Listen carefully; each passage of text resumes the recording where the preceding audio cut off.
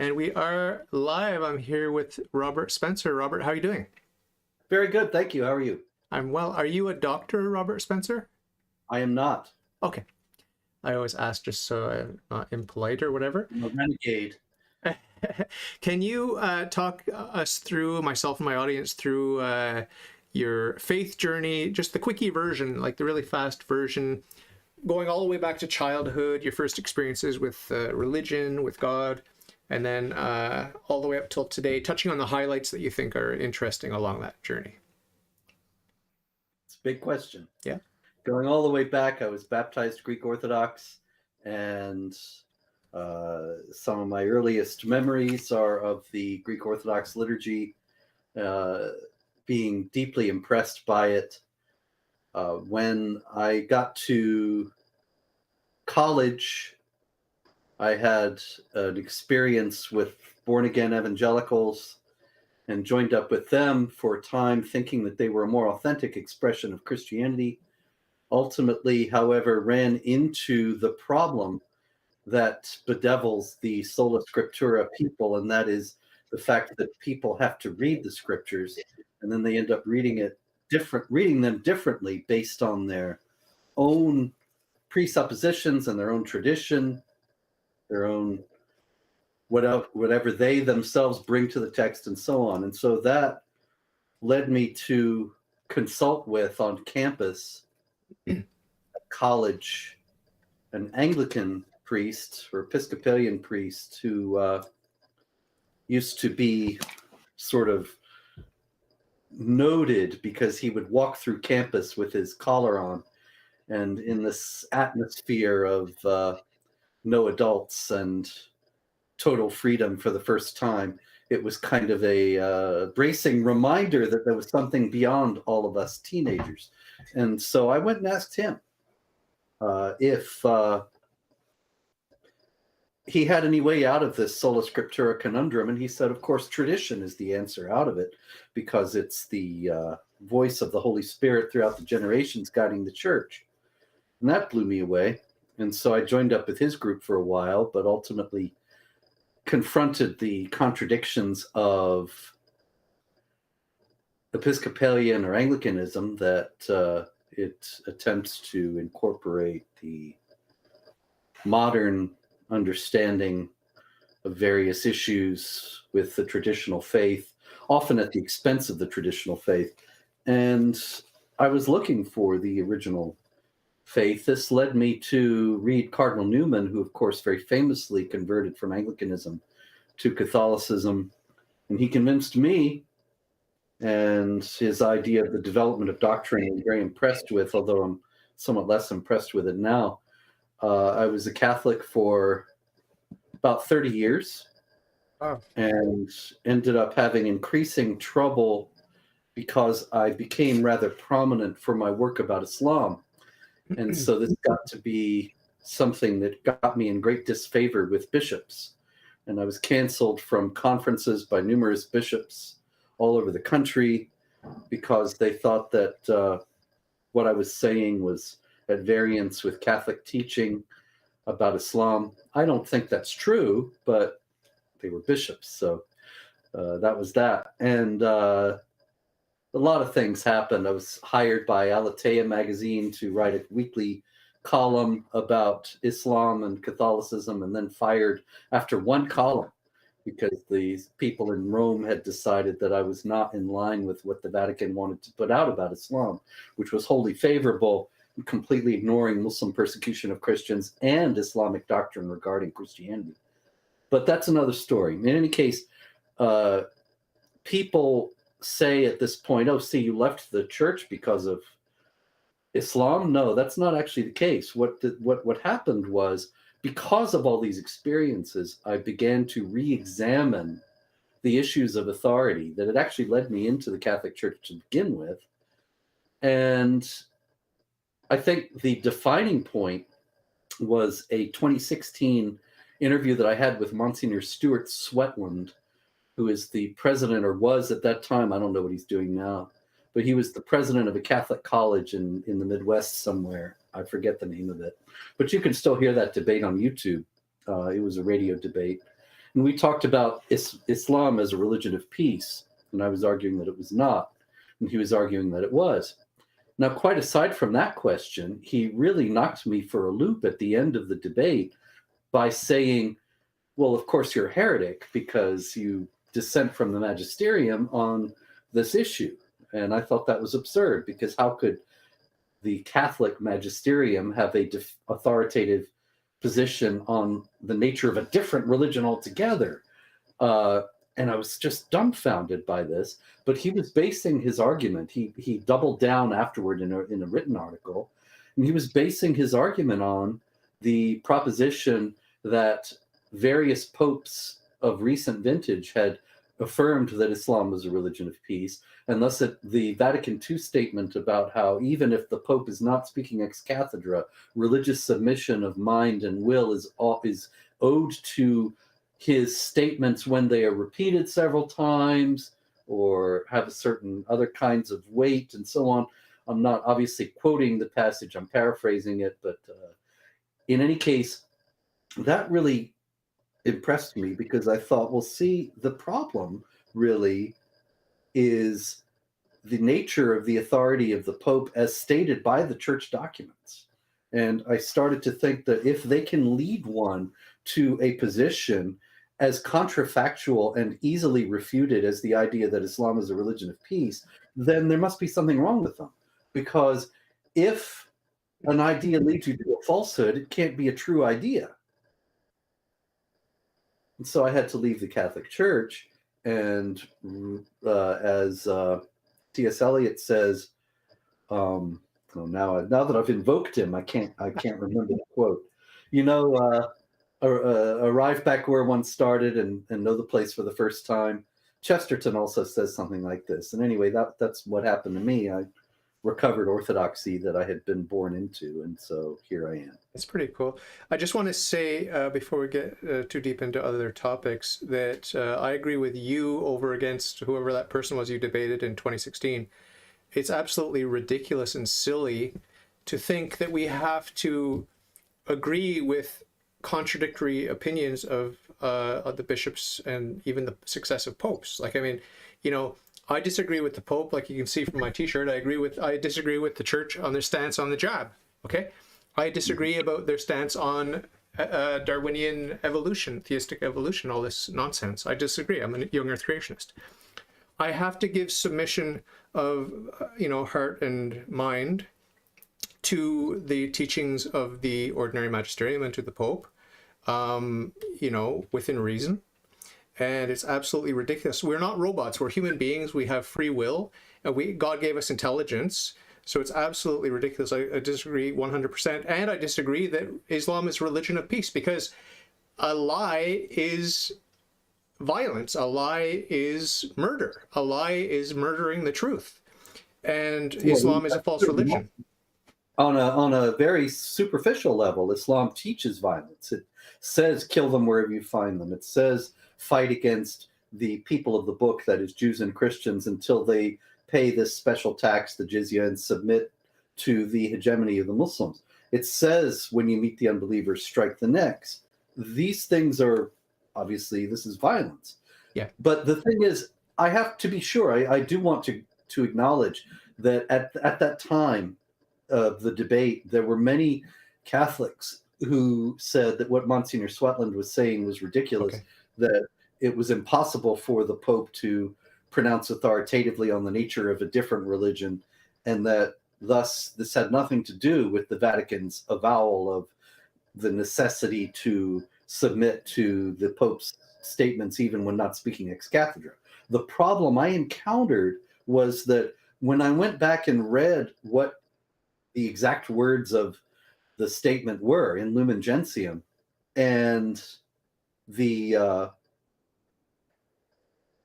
actual parameters of the nature of authority as delineated by Vatican I and Vatican II, I couldn't see any way to say on the basis of those documents that Monsignor Swetland was wrong, or that Monsignor Swetland was using them improperly.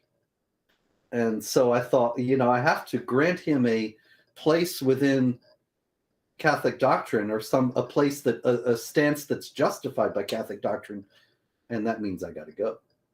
Yeah.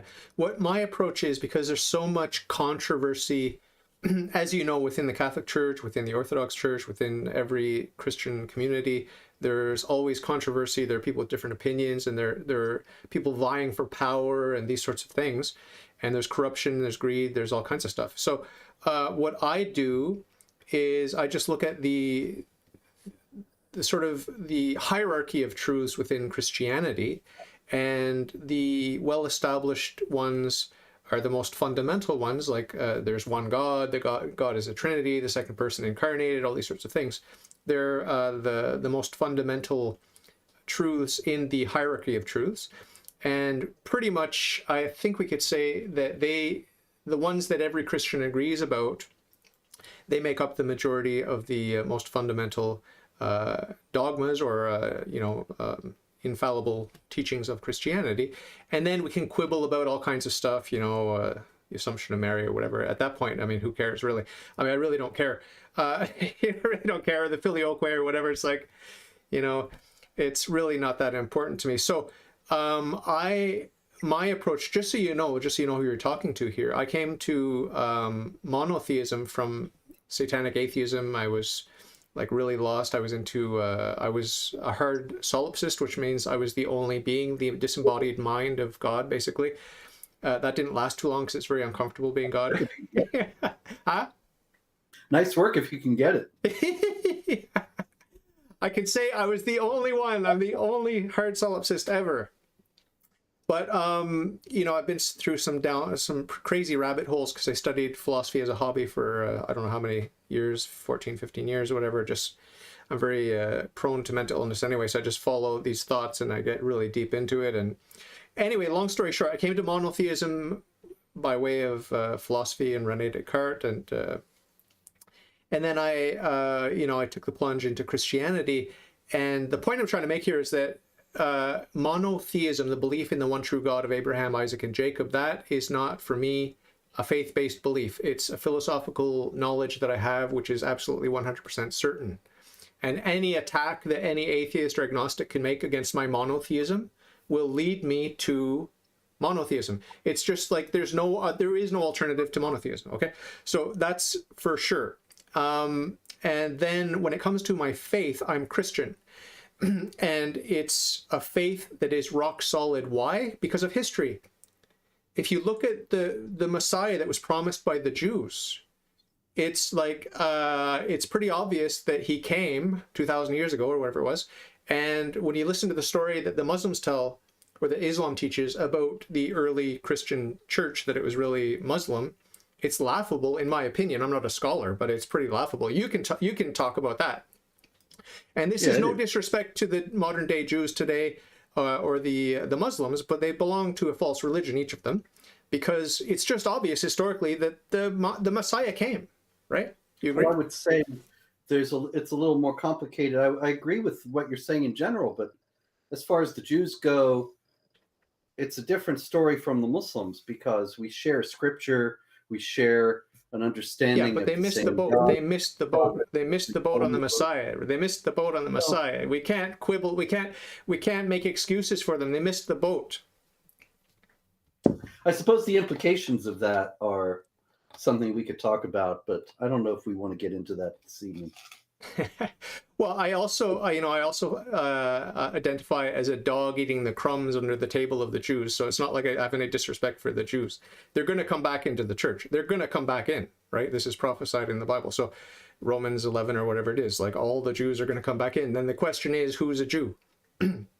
Is Woody Allen a Jew? Is Seinfeld a Jew? I don't know. It's the question of the heart. They seem to be to me. They say they are. Is what's his name? Larry David? Is Larry David a Jew? I don't know. That's what he says. Okay, let me put it this way. Is Biden a Catholic? Is Trudeau a Catholic? I would say no. Well, no, they aren't. But see, the Catholicism has a set of beliefs, and we'll see that this is the deal, the difference, as far as I understand it. And I could be completely wrong. Judaism is something that you're born with, You it is transmitted matrilinearly, and so you can have it without even wanting it, whether you like it or not. Whereas Catholicism is not something that you can be born into it in a cultural sense, but theologically, actually, from the standpoint of the church itself, you're not in it until you're baptized. And then if you depart from its essential teachings, then you're a heretic and you've departed from essentially the church itself. And so Biden and Trudeau would not be, actually, or Pelosi or any of those people. Is it similar? What you just described about the Catholic Church, you would apply the same to the Orthodox? Oh, yeah, sure. Same deal. Yeah, but the Orthodox is just as beset by the same leftism that has destroyed so much of Christianity altogether, really. And, I could tell you stories. It's terrible, but they are not so rigid, I suppose is the word. I don't know, really. I suppose you could say that there's perhaps a greater understanding. Well, I can tell you this. Years ago, when I was canceled by one of those bishops, I wrote an article in the local paper criticizing the bishop. And the organizers of the event were very upset with me. And you criticized the bishop. And I thought, well, that's why we're in this fix. People didn't criticize bishops, and there were all these sexual scandals and all those terrible things. And maybe if people had been a little more interested in criticizing bishops, those things would not have gone on for so long. And I'm not sure, I could be wrong, but I don't find that same thing in Orthodoxy. The people seem much more ready to stand. I'm not talking about the substance of the faith, but stand when a bishop makes some proclamation about something political. There are plenty of Orthodox standing on the other side, publicly. So you're pretty happy to be back home in the Orthodox fold? Yeah, I'm done now. I'm 61. I'm changed religions. No, I'm not. You're not going to take a little voyage over into Scientology? No, or anything else. I've got a friend in the chat, a good friend, Anthony Green, and he's all excited that I have you on. I'm just wondering, I'm wondering if you're the guy who made a video on YouTube years ago that had a map showing sort of Islam taking over, and like it had like circles that were like spattered all over the map. Were you the guy that put that video out? No? I can tell you definitively that I'm not that guy because I'm very poor with visual aids, Okay. and I've never given a talk where I was pointing at pictures Okay. It kind of showed the growth and the conquest with violent conquest. I've described it I wrote a book about it, The History of Jihad, but I haven't done a video with maps. Oh, my friend says that was Bill Warner. I don't know if you know who that is. Bill Oh, Warner yeah, I know. at first, but Richard Spencer at second. So Richard Spencer is he's the more controversial than you ever have been, right? He's a Nazi, and I really don't have anything to do with him. I'm not related to You're him. best friends with him? Conflated with him because our names are similar, but really that's all there is. Do you look the same? Does he have a beard?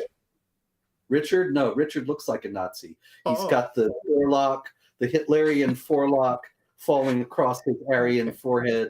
He's very German featured. Okay.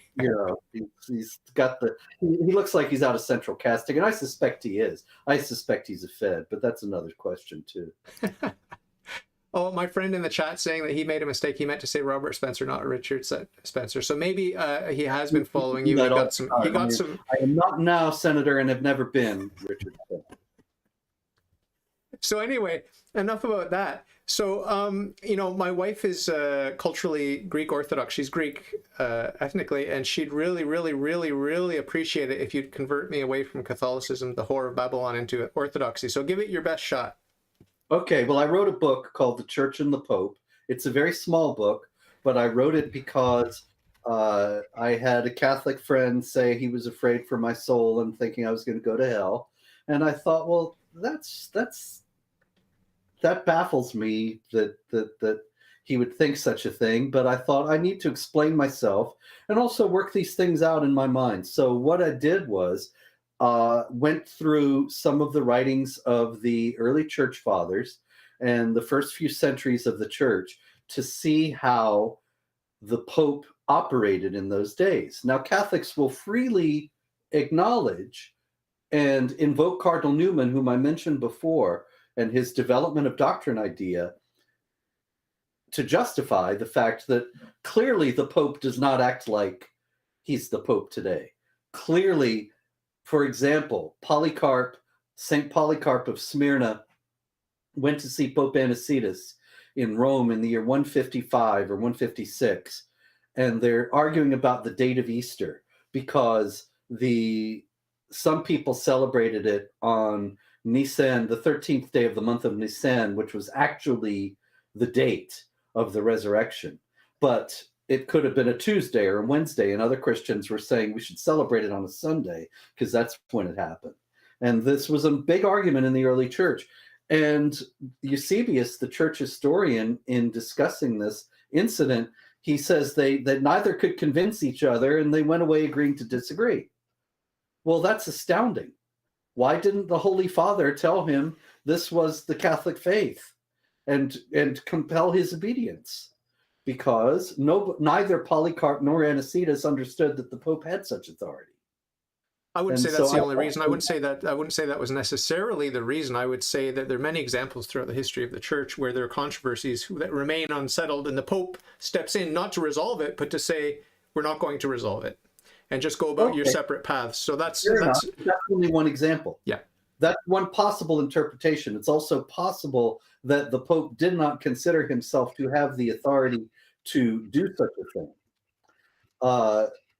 But that's just one example on its own. And I did want to say that at this point, I think that it needs to be said that there can be a legitimate development of doctrine would be one that unfolds something that is clearly within the faith as it was originally understood and practiced, because obviously the deposit of faith is given to us by the apostles, the Lord and the apostles. And so consequently, if you have something that contradicts the earlier practice, then it's not a legitimate development. And that's what I'm contending about the Pope.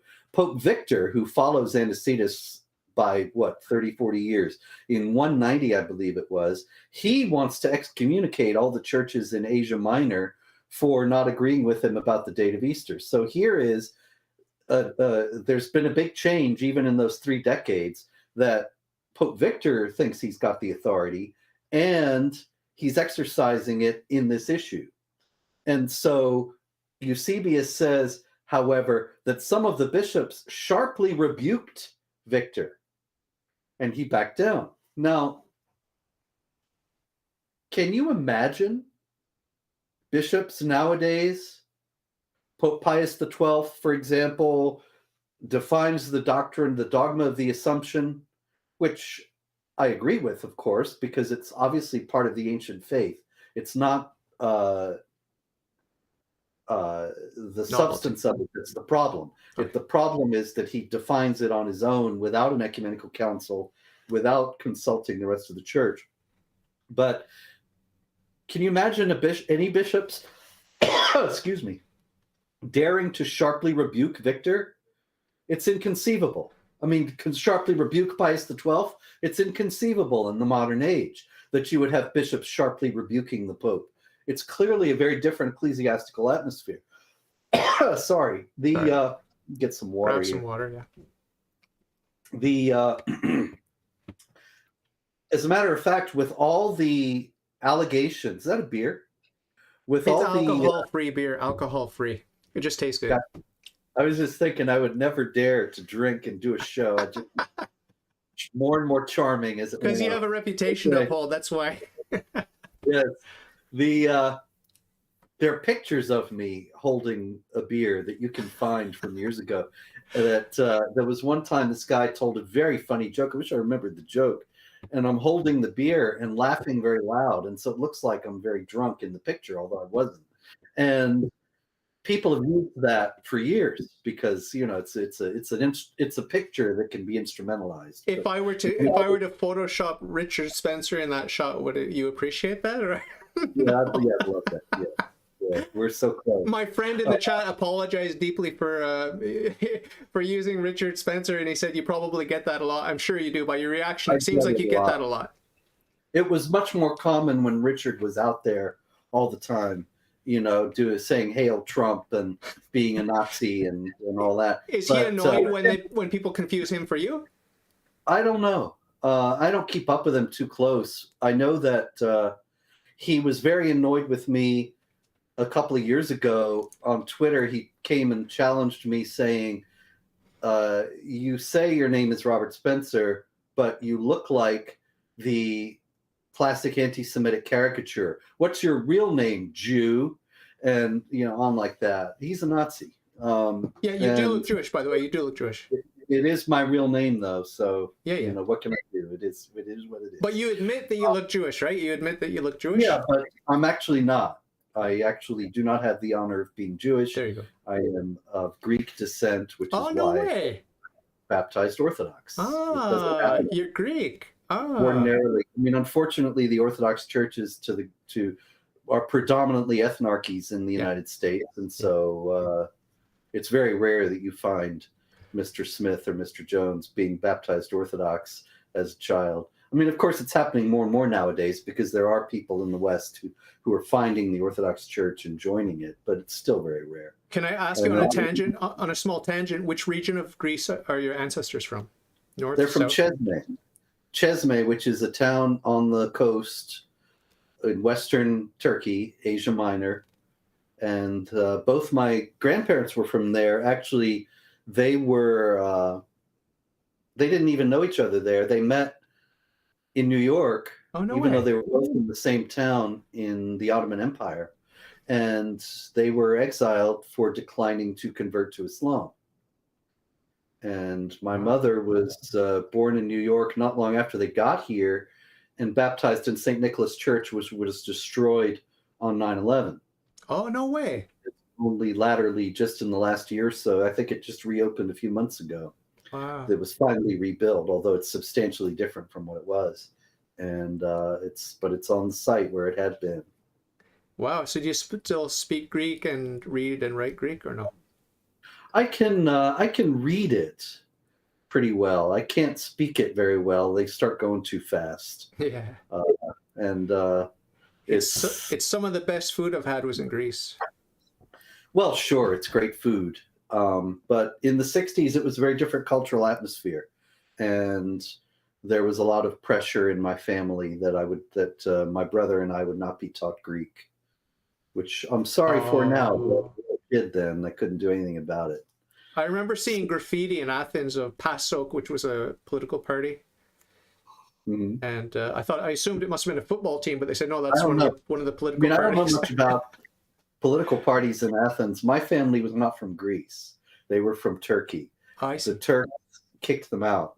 Even if you go back to 1914, half of the population of Constantinople was still Greek Christian. Okay. And all the cities and towns on the coast of Asia Minor, Chesme included, which is near Smyrna, and others, they were all still predominantly Greek Orthodox Christians. But the secular Turks, more actually than the Ottomans, completely overwhelmed them, kicked them out, killed them, forcibly converted them, and Turkified the area to the extent that now I read about a lady whose family was from the Pontus, the area around the Black Sea, Pontic Greeks, and she actually took her grandmother back there to the town where her grandmother was raised and said, where were the Greeks' homes? And they said, oh, no Greeks ever lived here. They completely erased the memory. Wow, memory hold.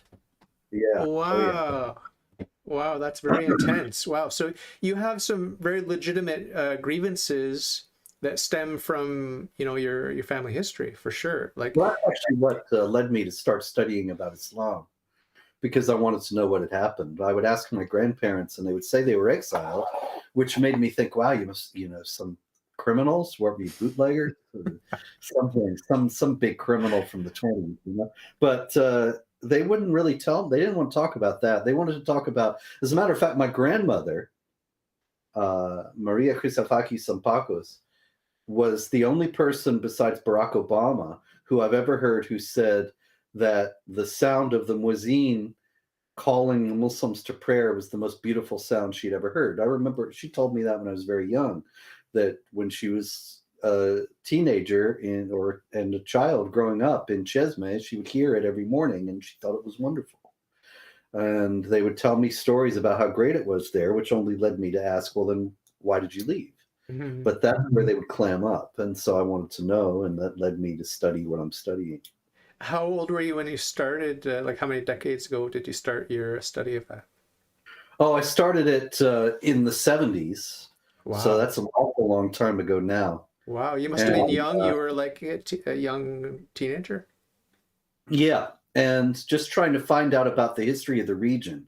I didn't have any idea at the time that it had anything to do with any religion, Islam or any other. And so I started out trying to find out about the history of Turkey and what had happened. And then the Iranian hostage crisis happened in 1979, and people started talking about Islam. And I started to get a clue. And when I went to college, which was that same year, took some courses on Islam and studied the Quran, but they weren't really very helpful. They were helpful in terms of introducing me to the Quran and Islam, but they never gave any hint. The professors, whom I remember fondly to this day, I won't mention their names because I don't want to embarrass them by the association, which I'm sure they would repudiate if they were challenged, any connection with me. But they were warmly positive in regard to Islam. And so I first read in a class the meaning of the glorious Quran, the translation by Muhammad Marmaduke Pickthall, an English convert to Islam from the early 20th century. And that was the first Quran I read and started studying it from there. The professor stayed and did a master's degree there, and the professor had me, as his graduate assistant, researching a lot of hadith that had to do with a book he was writing. And so I read Sahih Muslim, Sahih Bukhari, the primary hadith collections, and started studying Islam in earnest.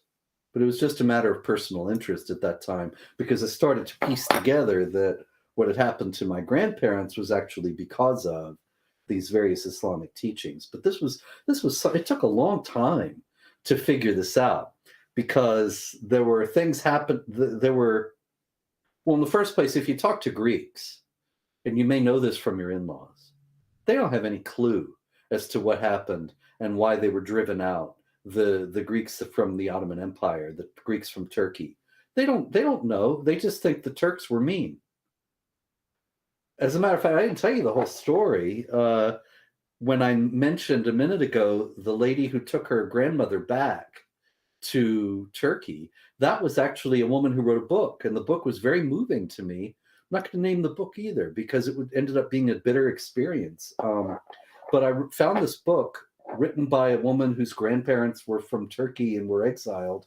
And I thought, this is exactly my own family's experience. And I read it very eagerly. It was powerfully written. And I even contacted her. And this was at the time, 20 some years ago, that I had just written my first book about Islam. And so I wrote to the author, found her online, said, hey, I read your book. Man, it was great. Thank you so much. That was just like my own family's experience. And it was so powerful to read that and find somebody else who shared this experience. And, I just wrote a book about the root causes of all this in Islamic doctrine. And she wrote back the nastiest, rudest reply. And I thought, I can't believe this, really. I still can't believe it all these years later. Saying it had nothing to do with Islam. Islam is a religion of peace. You're just a racist bigot. It had to do with the Turks and Turkish imperialism, and that's all it was about. And so the Greeks just generally have no clue, even to this day. They don't know what happened, or they don't know why it happened. They know what happened. Yeah, well, it's a really hairy question to unravel, you know, because I love individual people of all kinds of worldviews, and I know one thing that is certain in this world: very, very few people, vanishingly few people, live what their worldview professes. Very few. Sure. Like Well, that's how many absolutely true. Orthodox saints have you met walking around in your Orthodox churches? Not too many, right? A couple. Couple. A couple out of 10,000 people that you've bumped into or whatever. So Yeah. it's not a big percentage of people who live their worldview. It's same in Islam, same in Judaism, same in Yeah, every. sure, boss. But I say this all the time. I make it abundantly clear all the time. I'm talking about Islamic doctrine. I'm not talking about individual Yeah, Muslims. And there's a difference because yeah, every individual has a different relationship with the dogmas of his or her faith. yeah, And so I am not talking about Muslims. yeah, I am not talking about what your friend Ahmed that you work with is like. He may be the most gentle, yeah, wonderful guy in the world, yeah, and that may be. And so, but Islamic doctrine is what it is. The yeah, Quran teaches what it teaches. yeah. And so to say that it's peaceful because you're a comfortable Western leftist and you don't want to get in trouble with your peer group, that's really what it's all about. But it's divorced from reality. Yeah, I find it strange how Trudeau, for example, he's like so careful with Islam, praising it and so on and so forth, but he just turned the other way when I don't know how many churches, Catholic churches and Orthodox churches and Anglican churches were burned down in a protest recently when they found some tree stumps that might have been dead children or whatever. Did you know about that controversy up here? Yeah, I know about it in general. I don't know the specifics, but I know Yeah. that a lot of churches were burned and that he didn't say anything. It doesn't surprise me. Leftists love Islam because they're authoritarians and Islam is authoritarian. And here again, I'm not saying Muslims are all authoritarian. Some are, some aren't. But Islam lends itself to authoritarianism. There's never been a democracy in the Islamic world except Turkey, which was formulated in the context of an explicit rejection of political Islam. And so if you've got a leftist authoritarian like Trudeau, can I say this? Are you going to get arrested? You could say whatever you want, yeah. Just Okay. don't talk about the this.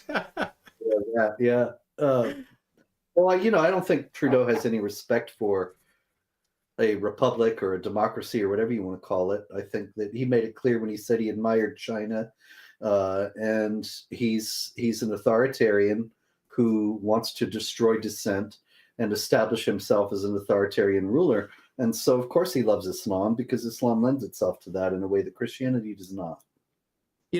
My beautiful Greek Orthodox wife, she met Christine Anderson when she came to Montreal. Do you know Christine I Anderson? don't know who that is.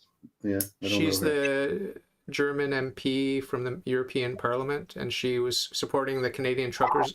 Remember the truckers thing we did here in Ottawa? I don't remember, yes. Yeah. So Christine Anderson supports that, and the farmers in the Netherlands and all these sorts of things. Basically like a populist sort of freedom fighter type of a politician. They become Sounds popular. great. They become popular over the past few years for good reason. Anyway, Christine Anderson got in hot water for saying, and I disagree with her, but maybe you'll agree with her, that Islam is not a religion; it's just a political thing. I disagree. I think it's a religion. I think it's I disagree with that. Okay. Islam is clearly a religion. A religion is a system of beliefs that purports to unite men with God. Whether it does or not is another question, but that's what religions are. And so clearly Islam is a religion. I think people shoot themselves in the foot when they say it's not a religion, because then you can just look at the people praying and see that what the person who's saying that is what the person is saying is false. Yeah. Islam is also a political system, and it's an authoritarian, aggressive, violent, and supremacist political system. But it is a religion at the same time. So, really quickly, like in an elevator pitch, what would you tell to a Muslim about Christianity? Why is Christianity a religion of peace, and why is it not oppressive politically and these sorts of things? What would you say an 2-minute elevator pitch to a Muslim? Doesn't have a political system and is compatible with all manner of political systems. And above all, it teaches the dignity of every human person. And so that lends itself to creation of a free society in which the dignity and rights of every human person are respected, whereas Islam does not teach the human dignity of the unbeliever. The Quran says Muhammad is the apostle of Allah. Those who follow him are merciful to one another, ruthless to unbelievers. That's chapter 48, verse 29. Chapter 98, verse 6 says the unbelievers are the most vile of created beings. Whereas chapter 3, verse 110 says Muslims are the best of peoples. So why would the best of peoples want to submit to the law of the most vile of created beings, or for that matter, be in a society with them as equals? Yeah. These things are supremacist at their core. Now, if you're a Muslim, you asked me if the elevator pitch for a Muslim, the problem is a Muslim might say, well, yeah, we are superior. And so, of course, we're going to assert our superiority in the society. So that was really more of an elevator pitch for a non-Muslim. Okay. For a Muslim, you'd have to say, why would God create all these people that he hates and wants you to kill or subjugate? Why would he go to the trouble? Why would God create people and damn them to hell for nothing? Because the Quran says, chapter 32, verse 13, that Allah could have guided everybody to the truth. But instead, he says, I will fill hell with jinns and men. What kind of a God is that? That's a monster. It's a Calvinist God. Who creates people capriciously. Well, yeah, Calvinism is Islamic Christianity. Is it really? Oh, sure. I mean, not in any formal sense. It doesn't acknowledge Muhammad or something like that. But the idea of double predestination, the eschewal of images. But was there a historical connection, like where they met somehow? Not to my knowledge. Okay. The question for me is about authority. Like, you're sitting here telling me what the Quran means, but it's like when an atheist tells me what the Old and New Testaments mean, it's just like I can dismiss that immediately. Because what is the authority in Islam? What is the central authority in Islam, and what do they teach about Islam? There is no central authority in Islam. What you can do is go to, in the first place, the Hadith, which elucidate the Quran, and then the jurisprudence, the schools of jurisprudence, which elucidate the Quran and Sunnah, which is the Quran plus Hadith is the Sunnah, the accepted practice. And you can find the ulama, the Islamic authorities in various countries. And so you find the schools of jurisprudence, the Shafi'i, Hanbali, Maliki, and Hanafi in Sunni Islam, the Jafari in the Shiites, and see what they teach about what Islam is all about, and then see what the authorities in various countries teach what Islam is all about. And you'll find that they all tend to agree that there is, because of ijma, consensus, which is something, if the scholars and the sources agree on something, then it's established. Then you find that they generally agree on jihad and the subjugation of non-Muslims and so on. And so, yeah, don't take my word for it. Check my work, and then you'll come back and say, wow, you were right about it all. Yeah. What about, since we're speaking of authority, what about the Orthodox? Because it seems to me that they haven't had a council recently, even though they tried, and there's no one that can be the final authority to settle controversies, and it seems like a problem, and that's the main reason I'm not Orthodox, because like I said, my wife would love me to be Orthodox. But what is the principle of unity? Because for me, it's the Vicar of Christ, the Bishop of Rome, who you would acknowledge as the first among equals when it comes to these bishops and patriarchs. Well, sure, but he's in schism. Okay. So he ain't the first among equals right now. Okay. Since when? He's schismatic. Since when? He departed from the teachings of the ecumenical councils. You said you didn't want to talk about the filioque, that you don't care about it. But the fact is that the Council of Ephesus, the Third Ecumenical Council that's accepted by the Catholic Church, stated the Nicene Creed and said there would be no revision to this, that this was the creed. and that there would be neither additions nor subtractions. But they all say that. I've got a book of creeds. I've got a book of creeds, and at every local and national and ecumenical council, they always say you can't mess with this. You can't mess with this until we mess with it later. That's another question. An ecumenical council is a different thing. When an ecumenical council stipulates that this is the creed and that's it, then either ecumenical councils have no authority, or that's the creed and that's it.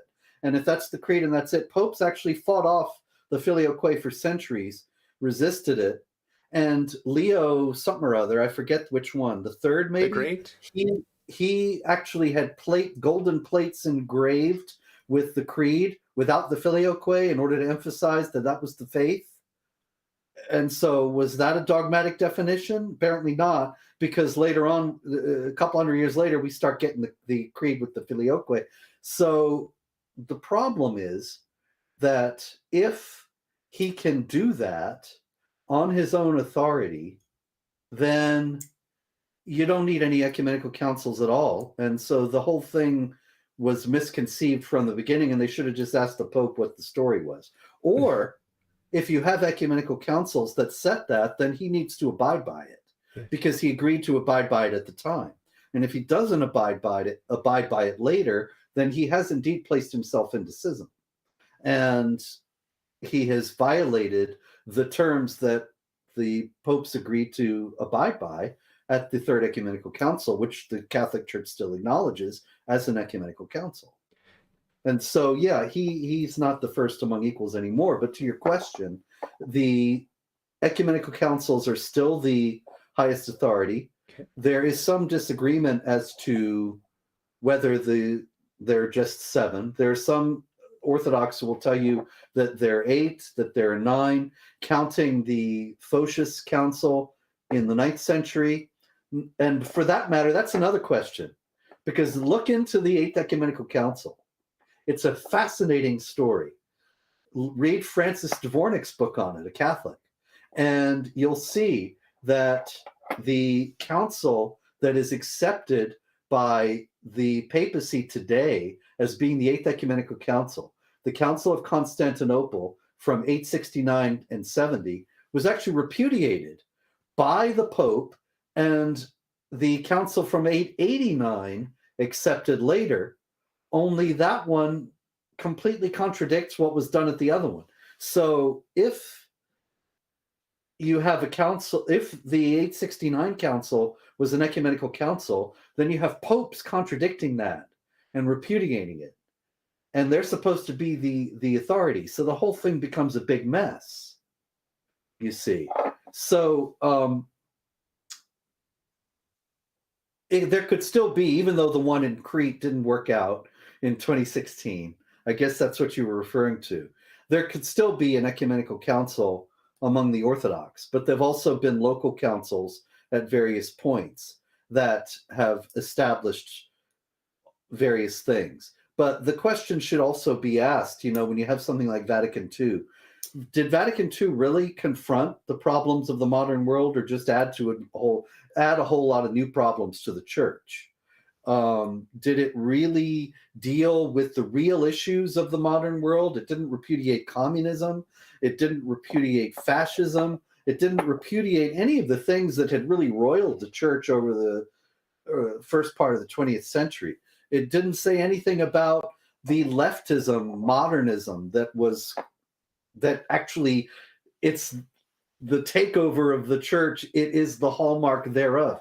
So you got to wonder if really, and Vatican I, papal infallibility, did that solve a disputed question in a real sense, or did it just impose something on the church that you had a lot of people not wanting to accept and were forced to accept?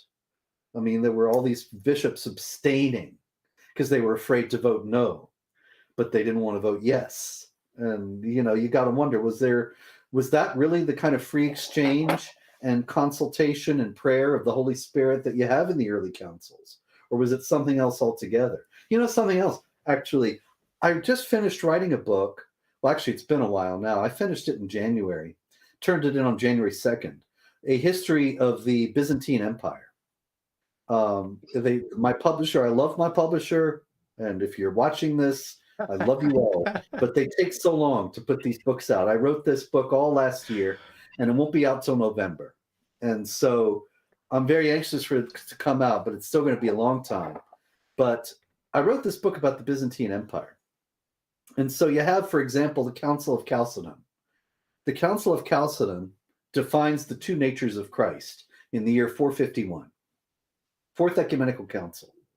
And you have the bishops getting the tome from Pope Leo the Great.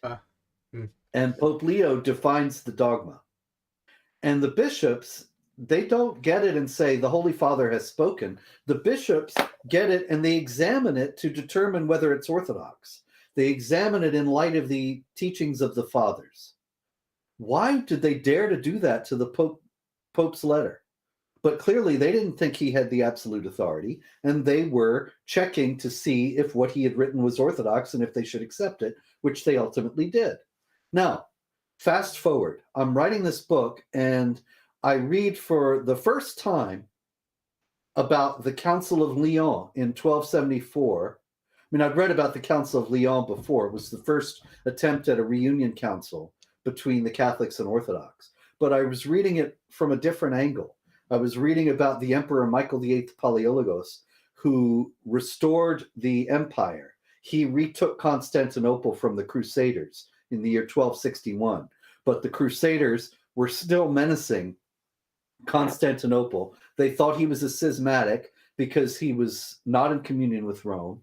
And so they wanted to depose him and put somebody as emperor who was in communion with Rome. And he thought he could co-opt their opposition and save his throne by entering into communion with Rome. So he writes to the Pope. He says, hey, let's have a council, and I will come into communion and everything will be hunky-dory. And we'll discuss the filioque and everything else that divides us. And you know what happened? The Pope wrote back, and I had never seen this before, but it astonished me. The Pope wrote back and said, we're not going to discuss a thing.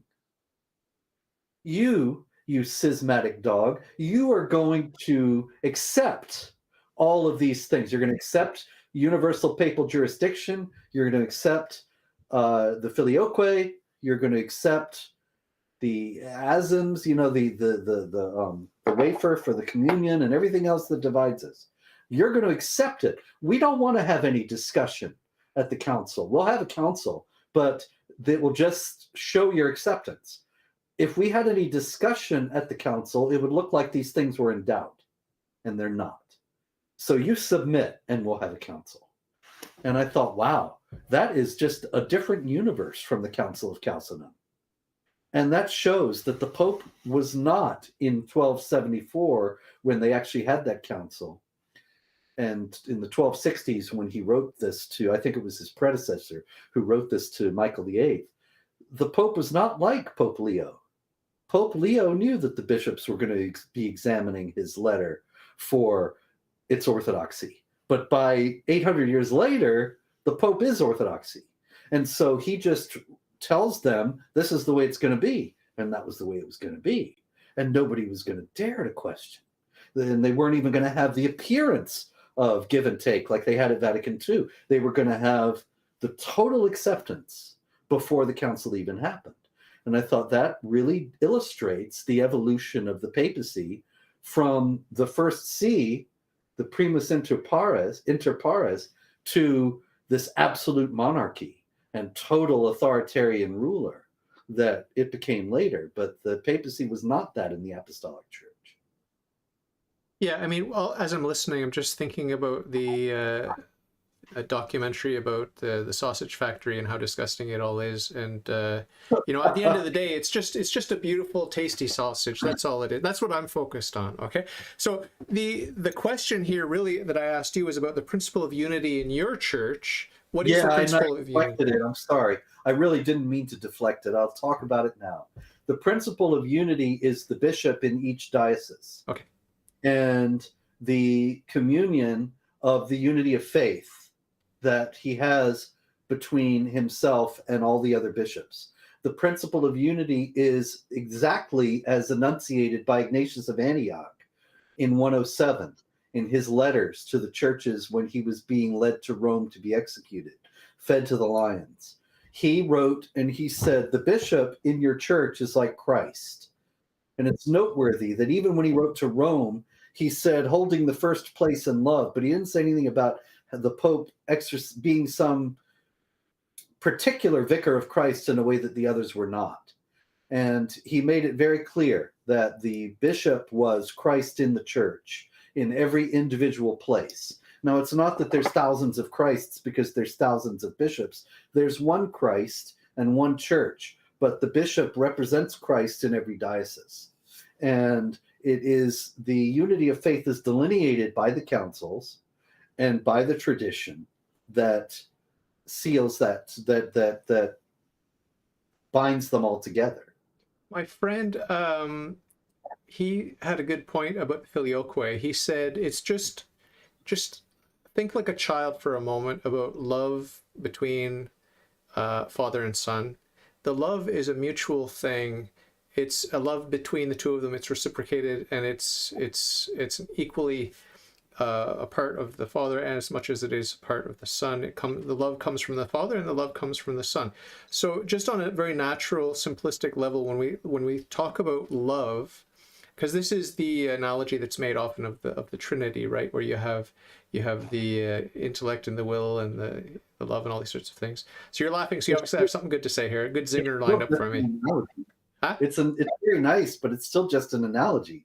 Yeah. We're talking about the Holy Spirit. We're not talking about the love between the Father and the Son. And it's not necessarily proven that the Holy Spirit is the love between the Father and the Son. That's a nice way to think about it. Yeah. But the Holy Spirit's the Holy Spirit. Yeah. And the love between the Father and the Son is the love between the Father and the Son. And they may not be the same thing. And the Lord himself said, I will send you the Holy Spirit who proceeds from the Father. Full stop. But don't we talk about the Spirit of Jesus too in the New Testament? Sure, but is that a different spirit? Is that to override? Is it the same spirit? Is it the same spirit? Well, no, it's probably the same spirit, but is it the procession that we're talking about? Now, there's a whole lot of philosophical speculation about what it means to proceed from in terms of God, and I think that's where it's getting very abstruse. Yeah. And I find it hard to follow. Yeah. I don't know what it really means, but I think if the Lord says proceeds from the Father, he likely knows what he's talking about in a way that we do not. And so it would be unwise to extrapolate from that. Now, the Orthodox also have a whole polemic based on this, that the overemphasis on the Son corresponds to an overemphasis on the earthly ministry to the expense of the spiritual aspects, so that you get the legalistic kind of Catholicism of the Baltimore Catechism, and if I pray this prayer I'll get 10 years off purgatory and things like that, rather than the real spiritual understanding that is encapsulated in the Fathers. And I don't know, that kind of thing is beyond me. I'm too much of a sinner to be able to grasp that. At the same time, though, I do think that it's best to not run with analogies, but stick with what's actually spoken. And he said proceeds from the Father. Yeah. We only know God by analogy. We don't have a comprehensive understanding of God, right? So we know God by analogy, but we know the divine revelation is divine revelation. It's bigger than our opinions. So if I have divine revelation saying X, and I say, well, I really want to say X plus Y, because I have this lovely analogy, that doesn't have the same value as divine revelation. So when it comes to authority, I can look to the church. My catchy answer to every tough question is, what does the church teach? And by the church, I mean the Holy Roman Catholic Church. When you want to find out what your church teaches, how do you find out? Do you have to read everything that was ever written and compare and contrast it? Or is there somewhere you can go to get snappy answers to stupid questions? Yeah, that's a good question. And it's a point well taken. You can go, of course, to places like the Ecumenical Patriarchate, the Archdiocese of America, and they have compendia of the faith that you can find that are available. You can read the fathers for yourself, and I've tried to do that to some degree. I find Basil the Great on the Trinity very hard to understand, but others, St. John Chrysostom on marriage and various other things, is wonderful, and everybody should read. So, the real answer is read the fathers, and I highly recommend that. I've got a book here. It's like a beginner's book for students, but it's the Fundamentals of Catholic Dogma. Yeah, I have one of them. And, it's a fallible book, but it's got infallible dogmas in it. And, I found spelling mistakes. There's an errata page and all these sorts of things. It's a fallible book. But, our Bibles are also fallible here below because they're not the actual Bible. They're just fallible copies of fallible manuscripts. Right. And fallible translations and so on and so forth. So we are in a fallen world, and we don't have access to the beatific vision, most of us. I mean, here below in the church militant, this is another aspect of the church, is that there's the church militant here below, there's a church suffering in purgatory, we believe, and then the church triumphant in heaven. You have your toll houses. I think that's sort of a similar thing to purgatory, right? So without getting in the weeds too much, I mean, you would admit that the church has different aspects that we could focus on here below and then up in heaven. Do you believe that? Sure. And your icons are distorted just a little bit stylistically so that we realize that we see through a glass darkly, as St. Paul said, right? Well, there are other reasons, but yeah. It's a mystical thing. Like the church is a mystical thing. It's a mystical body of Christ. And so you're Orthodox, I'm Catholic. Like, I mean, I'd like to celebrate Easter on the same weekend or whatever that you guys do, but I don't know if they're working on this, like trying to get it together. Like, I don't have a problem. I don't have a problem with the Orthodox calendar. It's more of a lunar thing, isn't it? A lunar? I don't think so. Well, Maybe it it is. Nisan, like the Jews' calendar was lunar, right? Yeah, I think so. I'm no expert on calendars. But anyway, it's not a big deal. Like, I mean, I like your Easter method. We could adopt your Easter method. And if we want to... These things are of no importance to me. Yeah. I don't think that... I mean, you will find some Orthodox who would say that the date of Easter is a matter of sacred tradition and should not be negotiated away. I don't have any problem if they find a date they can share. Okay. I know the Ecumenical Patriarch is working on that with the Pope, and they're great buddies, but they're also great leftists, and I'm a bit suspicious of them both. Okay. So when it comes to regular hoi polloi, that's just the regular people, I mean, what do I believe that I should not believe? And vice versa. Like, what are we really angry about with each other? Huh? Papal authority, especially this guy, he's dangerous. Okay. He's bad news. Okay. But you knew that already. Because he's teaching what? I didn't say because he's teaching anything. I just in general, he's bad news. But yeah, he teaches the spirit of the age is what he's teaching. He's teaching the acceptability of all kinds of things that he should not be accepting. And he's gotten in a lot of hot water with a lot of Catholics who are more traditionally minded because of that. They didn't sharply rebuke him because the nature of the Catholic Church has changed, but they did write him a very respectful letter asking him to clarify the orthodoxy of various statements. And I don't think he's answered, as far as I know. I could be wrong about that. Yeah, well, I mean, my pet peeve in the church today are the rad trads, those who are calling Pope Francis Bergoglio in the chats and all these sorts of things, and showing disrespect to the Pope, because I don't agree with the Pope on everything, but I don't have to. I'm not uptight about it, right? Like, for example, with this, I disagree strongly about this and evolution. Do you believe in a young Earth? Like, I believe the whole universe is about 7,222 years old. What do you think? I can't say. This is not something... I know there's a raging controversy about it, but this is not a controversy that has ever engaged me. I have no... I don't have anything intelligent to say about it, and so it's best I keep quiet. Yeah. What about your family and friends who are Orthodox? Do you see as percentage like a 70-30 split, 50-50, or is it like 10% young Earthers? Yeah, it's probably quite a lot, actually. What do you mean? Well, I tend to move in more traditional circles, so okay. People be skeptical of these things. I mean, of course, there are a lot of people who take the theories that we're told these days as axiomatic. But like I say, I don't know. Okay. But Well, I do know people who are skeptical. I'll ask you a very simple question. Do you think the Blessed Virgin Mary was an ape? Yes or no? There you go. No, Welcome to Young Earth Creationism. Welcome, welcome. yes, It's not easy. It's not easy. I'll bet. And do you have the Immaculate Conception dogma? Like, do you believe that? No, actually, I don't believe that. That's something Okay. that we can differ on. I mean, it depends on what you mean, I guess. Do I believe that Mary was all pure, holy, spotless, without sin, immaculate? Absolutely, yes. And from the first moment of her conception, absolutely, Okay. yes. Yeah, there you go. So I guess you could say, well, then you do really. But Yeah. do I think that Pope Pius IX had the authority to do that, to define it as a dogma? No. No, that's not what Do I'm I asking. think I'm not that, asking that. I'm not asking that. I'm asking, do you believe that she was, but well, in view of the merits of Christ, was she prevented from being contaminated by original sin? you know, this is also something I'm not competent to discuss, because I have read about why this dogma as formulated by Pius IX is incompatible with the traditional faith. But the traditional faith is full of, if you go to the Divine Liturgy, you'll hear her being called immaculate all the time in the prayers.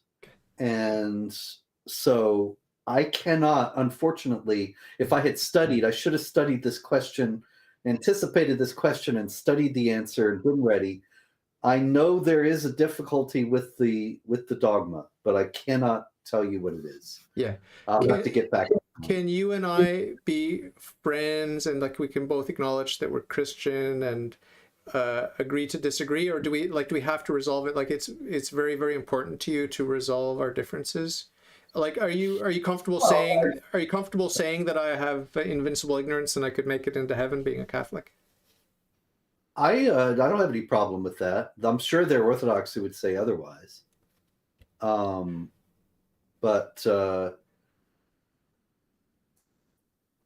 no, I don't have any problem with that at all. You're a big tent Orthodox. Well, the thing is that, yeah, I generally tend to think that people are not judged for Theological nuance? trying to do the right thing in good faith, you know? Yeah. I mean, maybe it's true that there is a very tiny, small group of people who are going to be saved who have all the correct theological opinions, but I don't generally tend to think that way. Yeah, I hope so. Do you know Ubi Petrus? Do you know him at all by reputation or personally? I've heard the name. I know he's an Orthodox apologist on YouTube, but I am not familiar with his work, I'm sorry to say. Oh, okay.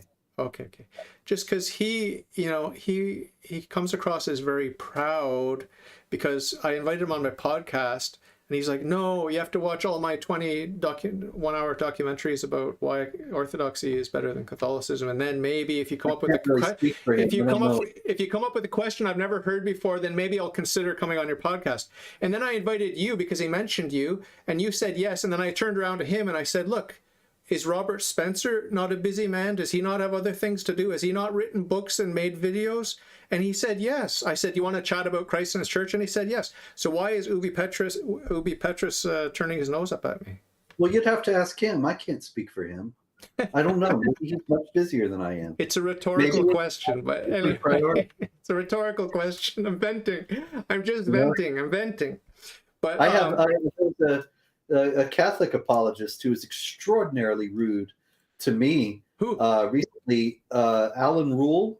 I still can't get over this guy.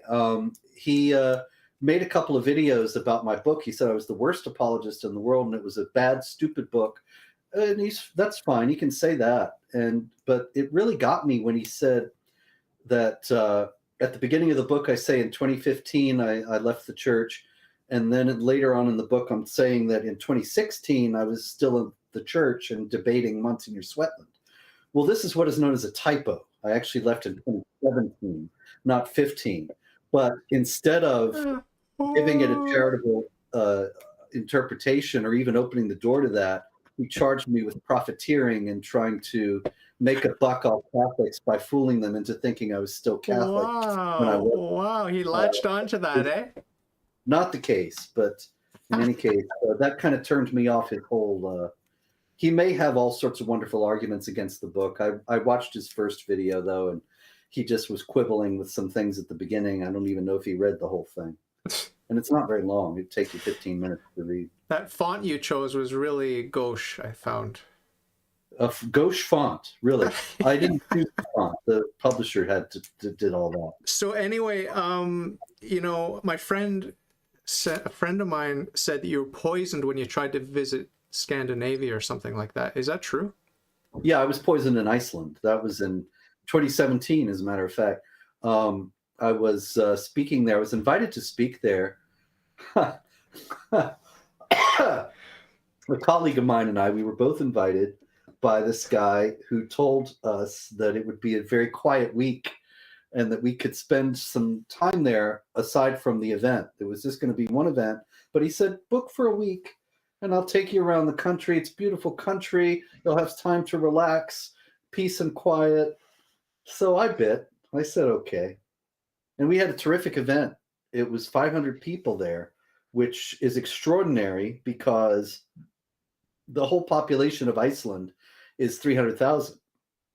And so the population of the United States is 300 million. It would be as if I was speaking to a crowd of, what is that, 500,000 people by comparison. It was an extraordinary crowd. It was a very nice night. And we went out afterward to a restaurant to get a bite. And this fellow came over and said he was a big fan. And he slipped something into my drink. And so I was in the emergency room the whole night. And anyway, he was even caught on video doing it. And the police report has the pictures. And it was very clear that he and this other fellow, I remember his name, Sindri Gerson from Reykjavik. Unfortunately, I forget his accomplice's name. I think it was Sigurd Olsen. But anyway, they did it. The cops said if you put them on trial, they'll likely be convicted. I have the police report, but that was it. After that, it was all dropped, and it was very clear Iceland has a leftist government. They probably didn't want the embarrassment. They shoved the whole thing under the rug. The guys never were prosecuted. But that's what happened. I was very sick for quite a while after that, as a matter of fact, but thank God. Did you get a toxicology report on the substance? Well, you know, the emergency room doctor was just about as hostile as they were. And his name was Hjalti Mar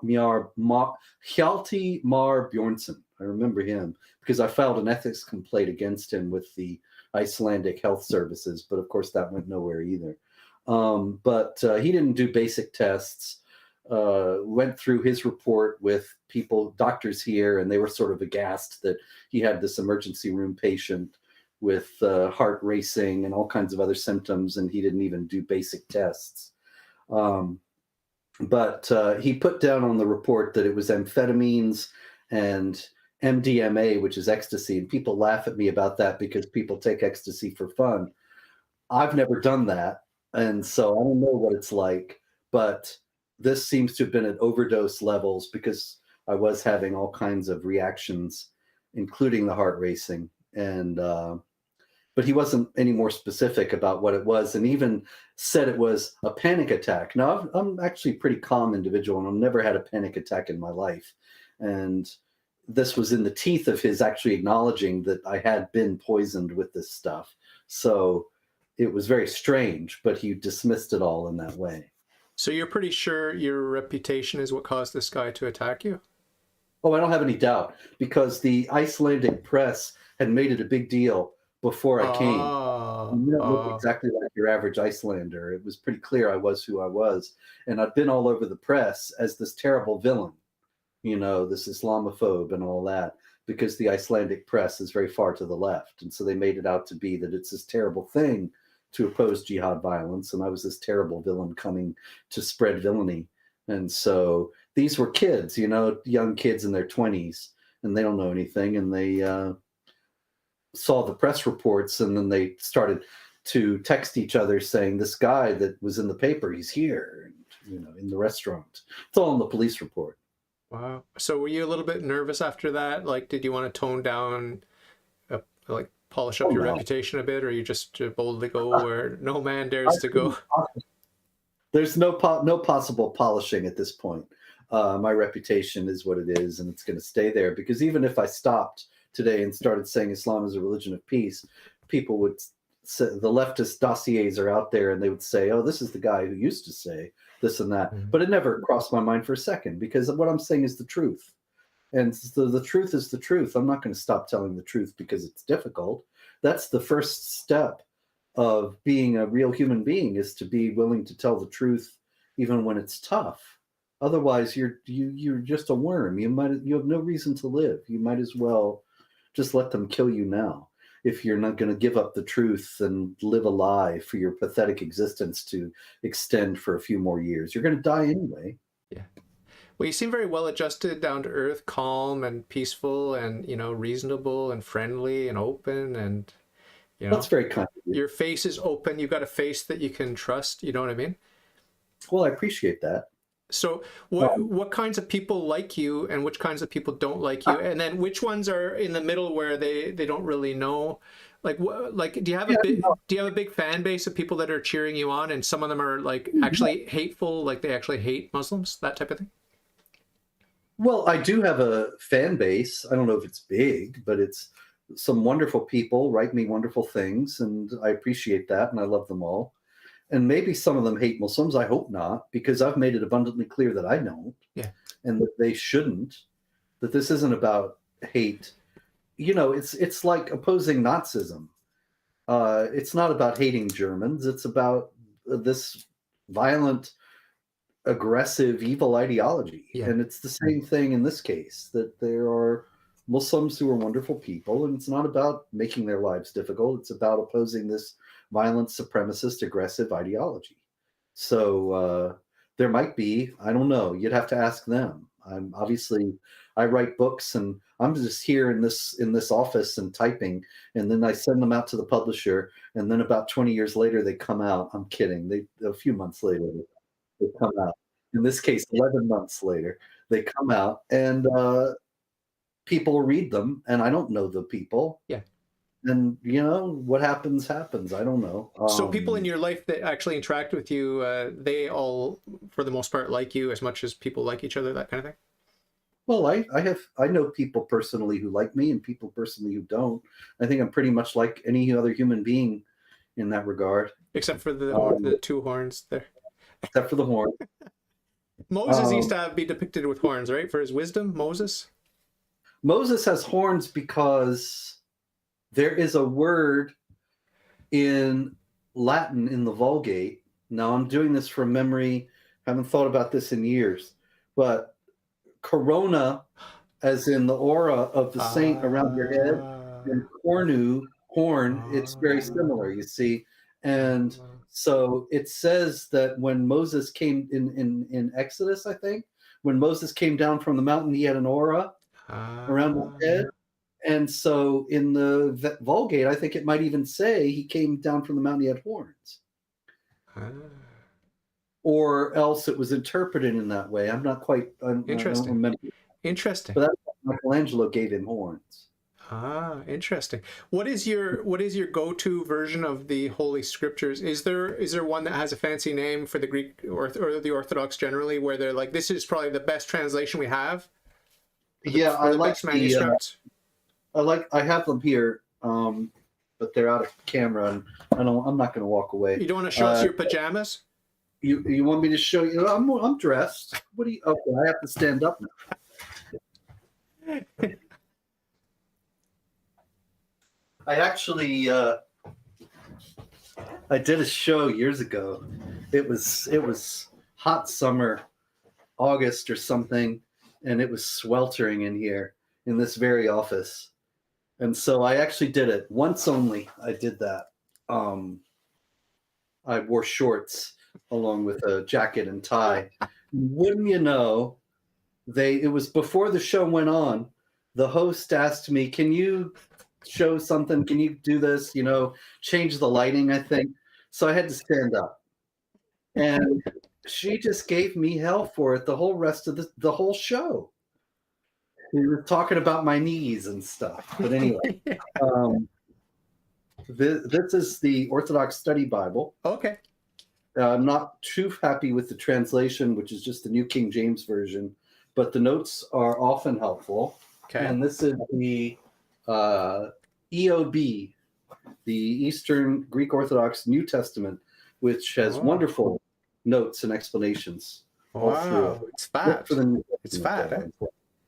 What's that? It's a fat book for a New Testament.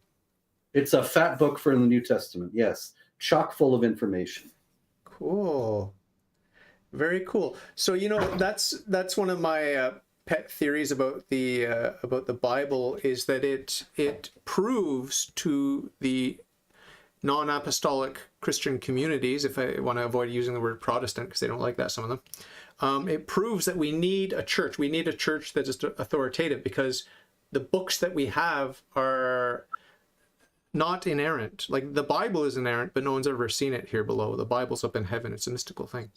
So we have to have a church with authority, and it says even in our fallible manuscripts, it says that the church is the pillar and ground of the truth, right? So the non-Christian communities, not to bash on the Protestants, but they really don't have a leg to stand on. It's just private judgment, and my private judgment against your private judgment. I get it directly from God through the Holy Spirit that indwells in me, and so do you. And if we disagree, then what? Mm-hmm. Right? It's pretty basic. You talked about this. You talked about this with your biographical sketch there, that you confronted that. I was in Sola Scriptura for a while. It was actually the charismatic gifts that tripped me up, because I lived in a house with 6 other guys. We were all born again evangelical Christians. It was very interesting. Last summer, I went down there and we had a reunion. And you know what? We were all old, fat, and 60. I don't know what happened. But anyway, it was weird. In any case, there were some in that house, and some people I knew who were charismatic, speaking in tongues, Pentecostal, and they said this is necessary for salvation. It's the last part of, you have to be baptized in the Holy Spirit, and it's the last part of the motion that starts with your baptism in water. And then there were others who were saying this is all demonic deception, and it has nothing to do with the Holy Spirit. It's just fakery. And they both had scriptures to back up their arguments. And so I was completely confused and thought, well, this is an unworkable idea as the defining principle of what makes a Christian. So Protestantism didn't last very long for me. I got entangled in its contradictions right away. And I still have friends, very good friends, for even those particular guys I lived with in those days, who are evangelical Protestants. But I long since said goodbye to all that. Yeah. Do you agree with me that the East and the West, in terms of apostolic churches, we're pretty close, in spite of some things that you would argue against with papal authority and sorts of things, but we're pretty close on a lot of essential stuff when compared to the other Christian communities, right? You would agree with me on that?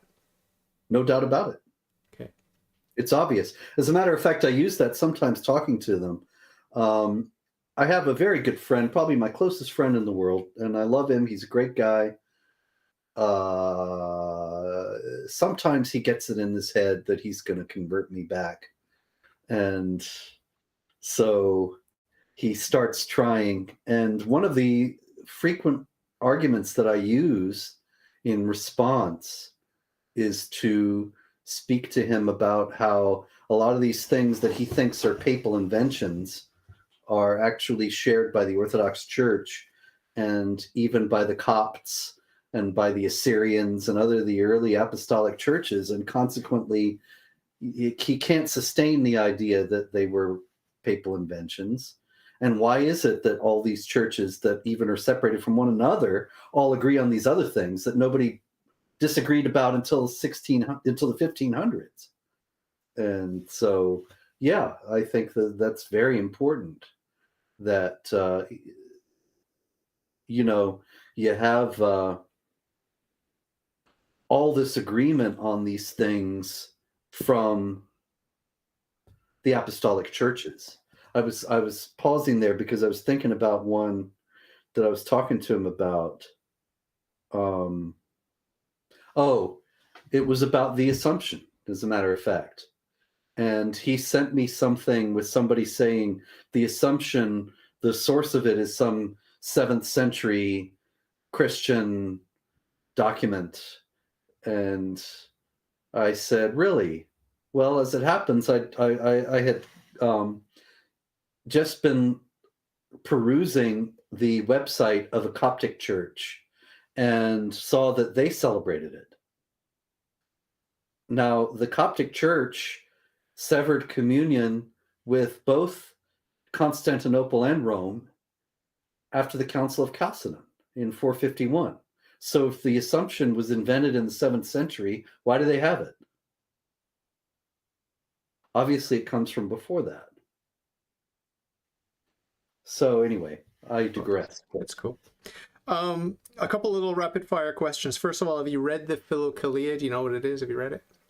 I can't say I've read all of it, but yeah, I've read a lot of it. Some of it I got, it was very hard to understand, but some of it I think is more of what should be issued to everyone. It really made a large impact. One of the most impactful things I've ever read, and it's very convicting. Well, that's an Orthodox book, you know. That's St. Gregory Palamas. Yeah, I know. That's why I'm asking. That's why I'm asking you what.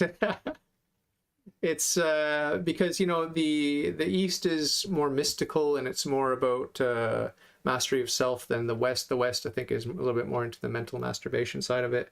But if you'll excuse the crass term, excuse the crass term.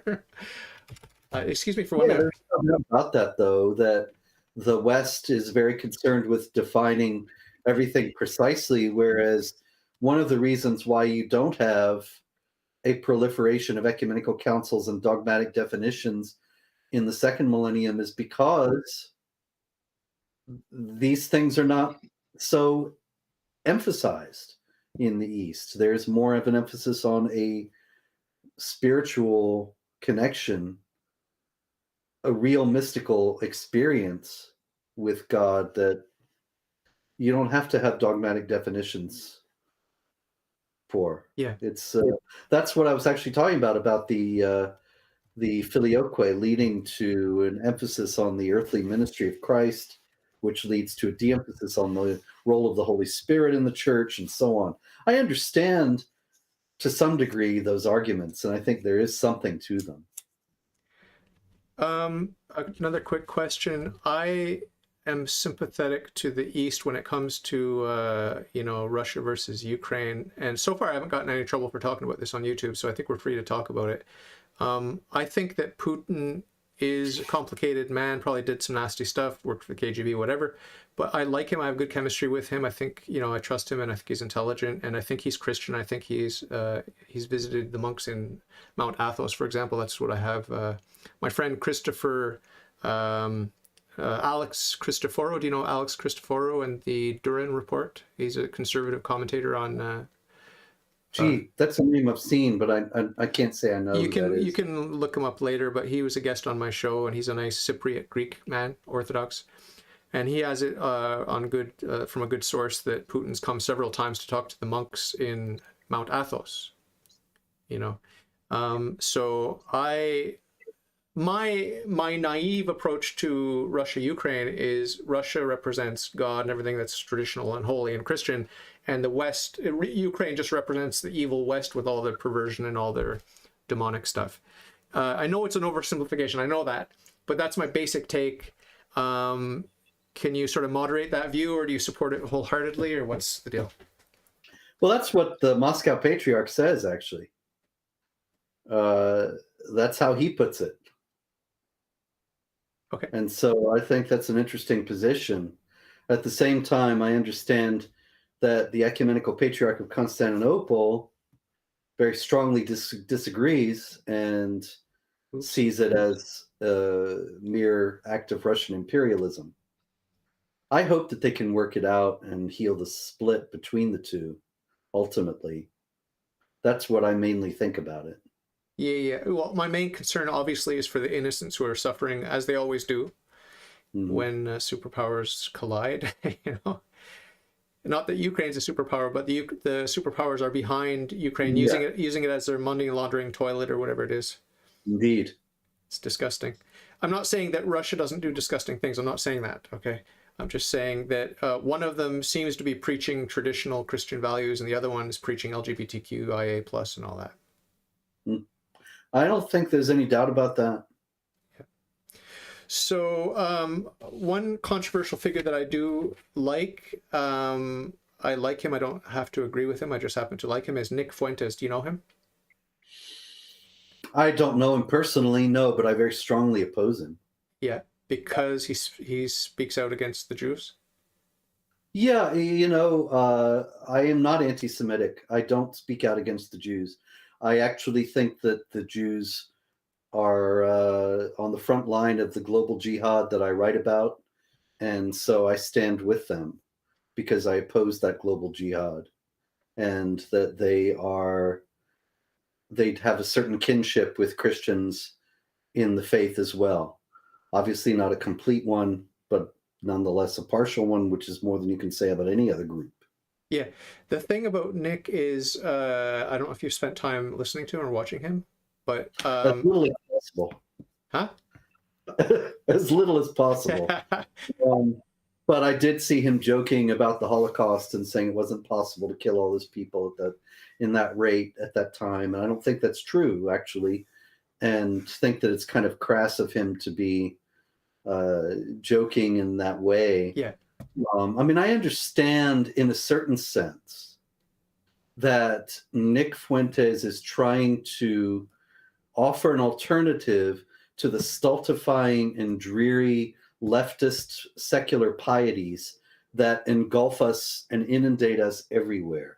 And that we have to go with we have to accept all this nonsense, like that men can become women, and if they just mutilate themselves and take hormones for the rest of their lives, they will be magically transformed, and all this stuff. And that he throws in anti-Semitism and Holocaust awareness into all that. But I don't think that's a legitimate thing to do. I think that there was a real Holocaust. yeah, There was a real there's real anti-Semitism, and so I can see how he rebels against that because it's coming from the same people that he quite rightly despises in other contexts, but I still don't accept that it's the same thing. yeah. He's. I believe him when he says he's Catholic. I'm not sure why he's emphasizing politics and whatever right-wing politics and all this sort of thing, and why he's, Jew bashing and all this sort of stuff. And I don't agree with that. And his misogyny against women. Oh, I didn't know about Yeah, this. yeah. It's probably done with tongue in cheek, as is a lot of his alleged anti-Semitism. He's clarified many, many, many, many times that he loves everyone, including the Jews, and he worships a Jew. Jesus Christ is a Jew, and Mary's a Jew. But he wants Christ to be king. He wants Christianity to reign. He wants the people that govern America to be Christian, not Jewish, because the Jews reject the Messiah. And if you've read what they say about him, and allegedly I haven't read it, but about him being boiling in feces in hell, Jesus being boiled in feces in hell, it's not exactly what a Christian would be comfortable with. And that's sort of the basis of These things are actually Talmudic passages that are taken out of context and are in the context. Actually, they are discussions that are rejected. Oh, okay. Okay. So to act as if this is some sort of general Okay. Jewish belief Okay. is false and misleading. Okay. And it's the product of contemporary anti-Semitism. Yeah. The other thing the other thing that I don't respect with him. The world, as far as I see it, is one of leftism, and there are a lot of leftist leaders. Yeah. There are also a lot of leftists of Christian background. Yeah, of course. And so to extrapolate some sort of a religious war out of the Jewish identity of some leftists seems to me to be out of focus. Of course, of course, of course, of course. Another critique I have of Fuentes is the Holocaust itself. I mean, Saint Maximilian Kolbe is a Catholic saint, and so you can't really have your cake and eat it too. Are you going to deny that he died in the, I mean, he died by starvation. I mean, it was a forced starvation that he died from. So maybe he'd just say there were no gas chambers or whatever. I don't know what he would say. But we have to believe, as Catholics, we have to believe in the Holocaust, because it's according to our religion, it's an infallible pronouncement that he's a saint. He's a canonized saint, and that's an infallible thing, right? You'll disagree as an Orthodox. You have the freedom to disagree, but I don't have the freedom to disagree. So I'm more bound to the Holocaust than you are. The Holocaust is a historical event. Yeah. I can't accept, see, this is why I left the Catholic Church. I can't accept that some pronouncement of the Vatican establishes a historical event or doesn't. The Vatican might not know.